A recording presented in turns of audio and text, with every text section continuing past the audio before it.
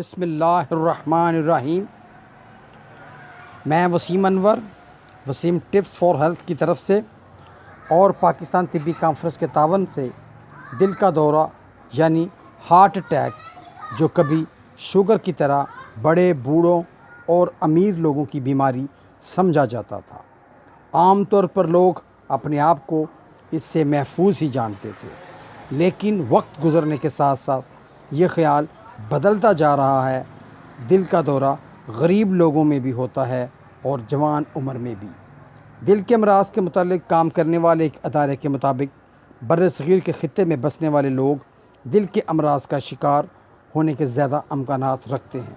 دوستو، اس کی وجہ ان میں نسل در نسل چلنے والی وراثتی موافقت جینیٹک ٹینڈنسی ہے۔ ہمارے ملک میں 40 برس کی عمر سے زیادہ لوگوں میں بلند فشار خون کی شرح 33% ہے۔ اس سے امراض قلب کی شرح کا اندازہ لگایا جا سکتا ہے، مگر یہ حقیقت ہے کہ امراض قلب میں مبتلا لوگوں میں بتدریج اضافہ ہو رہا ہے۔ دوستو، اس میں ہر عمر کے لوگ شامل ہیں۔ آخر اس کی کیا وجہ ہے کہ وراثت میں ملنے والی اس بیماری کے لیے موضوعیت کے علاوہ ہمارے ملک میں کھانے سے متعلق لوگوں کی عادات بہت غیر صحت مندانہ ہیں۔ ہمارے ہاں زود خوری کو خوش خوراکی سمجھا جاتا ہے، حالانکہ خوش خوراکی تو اچھی متوازن غذا کو کہتے ہیں۔ پھر اس سے زود خوری میں چیزوں کا انتخاب عموماً غلط ہے۔ تلی ہوئی، زیادہ گھی والی چیزوں اور ہر قسم کے گوشت کو ہی ہر اچھی خوراک کا لازمی جزو سمجھا جاتا ہے۔ اس کے علاوہ بازار میں بکنے والے 20 گھی کے برانڈ اس قابل ہی نہیں ہیں کہ انہیں کھانے کے متعلق سوچا بھی جائے، مگر ہوٹلوں، شادی بیاہوں اور بڑی تقریبات میں اور کئی گھروں میں یہی گھی استعمال کیے جاتے ہیں۔ اس کے علاوہ طبعی طور پر ہم کچھ زیادہ حساس اور جلد پریشان ہو جاتے ہیں۔ نتیجہ یہ ہے کہ ہمارے ذہنوں پر دباؤ بہت زیادہ ہے، ہمارے خوش ہونے کے اوقات بہت کم ہیں۔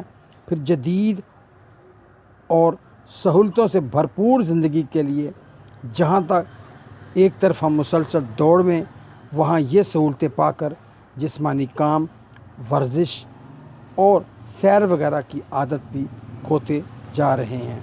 اس کا نتیجہ یہ ہے کہ دل کا امراض جیسے پریشان کن اور ہلاکت خیز بیماریاں ہمارے ہاں بڑھتی جا رہی ہیں۔ دوستو، ہم میں سے شاید کوئی بھی یہ نہیں سوچتا کہ اسے ہارٹ اٹیک یا دل کا دورہ ہوگا، مگر یہ ہو سکتا ہے، اس لیے کہ یہ بہت عام بیماری ہے۔ امریکہ میں ہر سال 15 لاکھ اور برطانیہ میں 2.5 لاکھ افراد اس مرض کا شکار ہوتے ہیں۔ پاکستان میں اس مرض کی شرح تیزی سے اضافہ ہو رہا ہے۔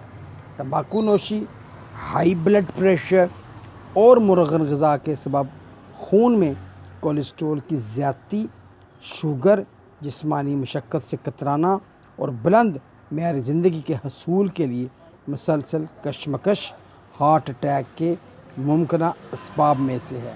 مگر یہ بات اطمینان کا باعث ہے کہ مسلسل تحقیق سے یہ دریافت ہوا ہے کہ اگر اسباب کو دور کیا جائے تو اس بیماری کی ہلاکت خیزی پر قابو پایا جا سکتا ہے۔ اللہ تعالی ہم سب کا حامی ناصر ہو۔ وما علینا الا